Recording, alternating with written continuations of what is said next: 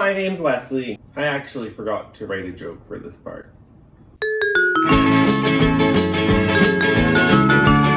So welcome back to another one of my videos. First of all, I would like to say thank you for everyone who watched the last one, commented, and subscribed. If you only did one of those, you don't get a thank you. You better go do all three. So you may have noticed last week I did not make a video. That's because it was my birthday and I deserved a day off. This also means that we are midway through October and I am over Halloween already. But instead, we will be flipping the chairs that have been in the back of my car for the last 2 months. Now, few of you may know this, but every time I have a certain guest over at my house, he specializes in breaking a chair. No, not because he's drunk and rowdy.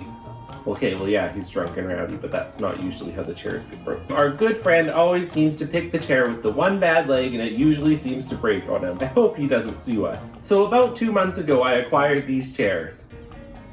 As you can see, they're pretty disgusting. All I want to say is the people I got them from are not disgusting themselves. Their kids, on the other hand, pretty gross. So like I said, these chairs have been in my car for the past 2 months getting nice and dusty. So today is the day I'm going to sand them, paint them, recover them, and put them out as brand new chairs. When people come over, which people don't really come over anymore because it's COVID. When people eventually come over, they will have something beautiful to sit in and I will lie about them being brand new. So having said all that, let's quit sitting around and get to work flipping some chairs. So the first step to flipping any piece of furniture is to first take it outside and give it a sand. You can do this inside, but it'll make your home quite messy. I don't know, maybe you like to live in a mess. I personally don't. So join me as I go outside and sand these chairs. I actually forgot to mention that before I sanded the chairs, I removed the seats. I used a drill to do this. All the screws came out very easily and the legs just popped right off. Once the seats were removed, I sanded the chairs. As you can see, I am wearing all the proper PPE. I have no idea what that means, but I'm wearing a mask and goggles to protect myself from dust and debris. Alright, so now that I've done sanding, I've changed back into this outfit to tell you that I'm going back outside for the next step. It's not like I filmed sanding and painting on a different day, and now I'm trying to make it seem like this project was all done in one day. But now I need to come up with weird excuses why I'm wearing different outfits. Apparently, before I can begin painting, it's important I clean the dust off the chairs. Now, if you're rich and famous like me, you should probably get your house cleaner to do this for you. Unfortunately, my cleaner is a mannequin named Jerome, who refused to do this. Apparently, it's not within her job description. Alright, so the next step in the painting process actually doesn't involve any paint at all. It involves tape. I will be taping off the parts of the chair that I do not want to get painted.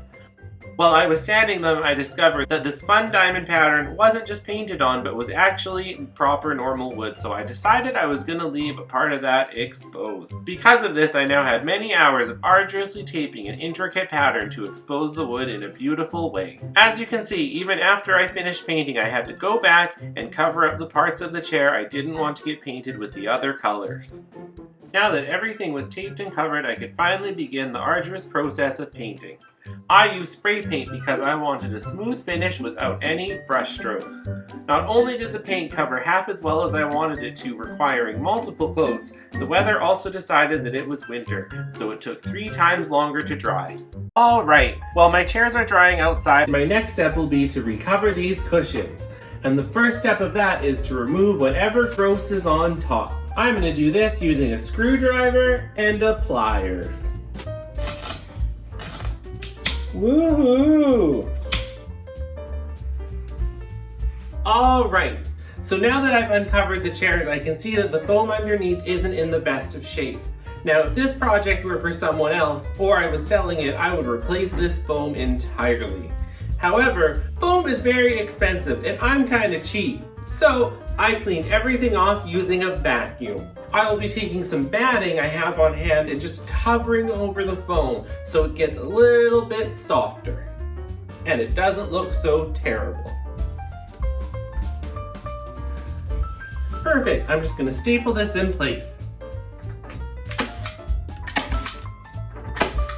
Now that this is all in place, I'm just going to cut off the excess. Now let's do the next one.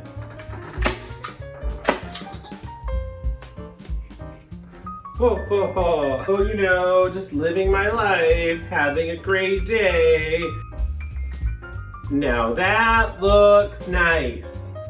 So now that my seats are all covered, it is time for the moment you have all been waiting for. Fabric reveal! Woo! I love this color because it matches other furniture in my home.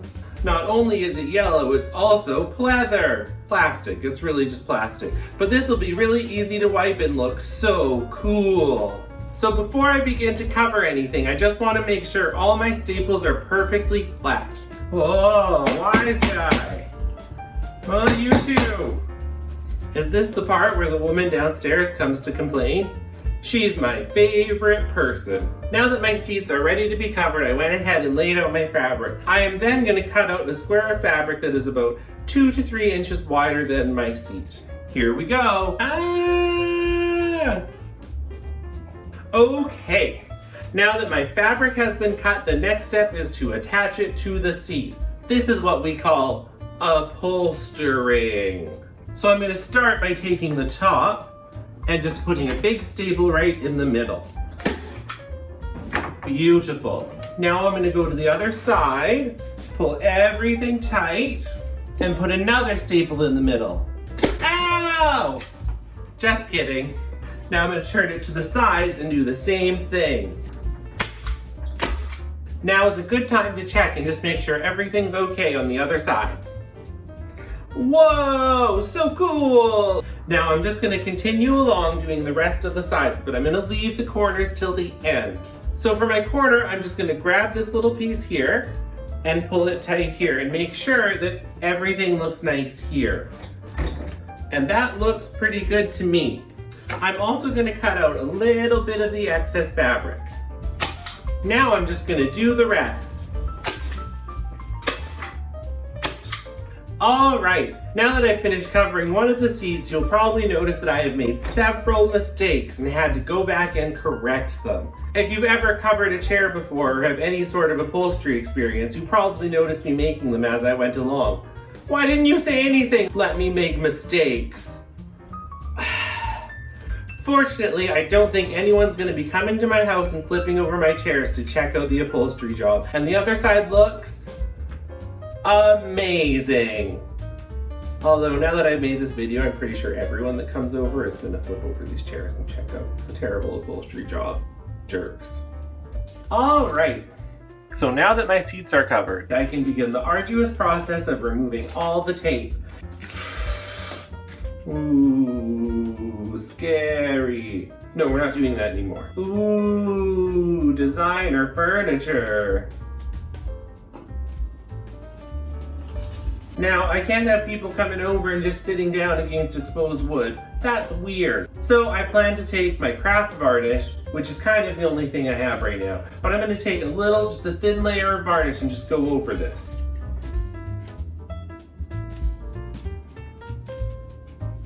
If you get a little bit outside the lines, that's okay, just wipe it off. Oh, I'm all outside the lines. That's the only parts I am getting.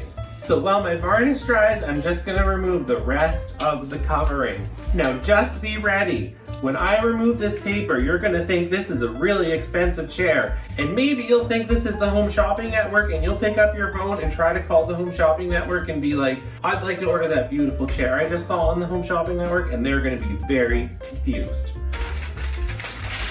Ooh. Whoa, great. We already knew that. Look how sharp that line is. Now that looks nice. Actually, I mean it this time, that looks nice. So now we just have one more step left, and if you ask me, it's the most important step of any furniture project. We are going to wax the chair. But not like someone would want to get their legs waxed or their mustache waxed or, you know, whatever. And if you're like me, about twice a year you want to get this wax out and give everything in your house a good polish. No one's got time for that. Okay, now that my wax has been allowed to set, I'm just going to buff it off. Ooh, feel how smooth. Now that that's done, the next step is probably the most important, and that's to add the seat. Ooh, remember how chic? Now if you're like me, you've probably covered up the original holes and don't remember where they are. So I'm gonna have to measure to make sure my seat is even on all sides. Good. Now I can put my screws back in. Whoa! Look how cool that is! As you can see, the chair is finished.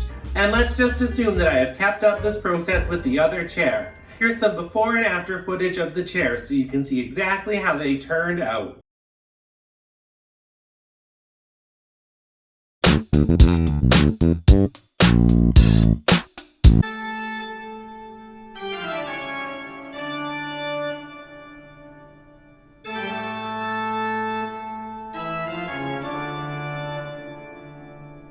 Wow, that project was so much fun, and now that it's done, I can finally feel like I've accomplished something with my life. Hopefully you've learned, when furniture gets old and shabby, it does not need to be replaced, just simply fixed up a little. So until next time, bye!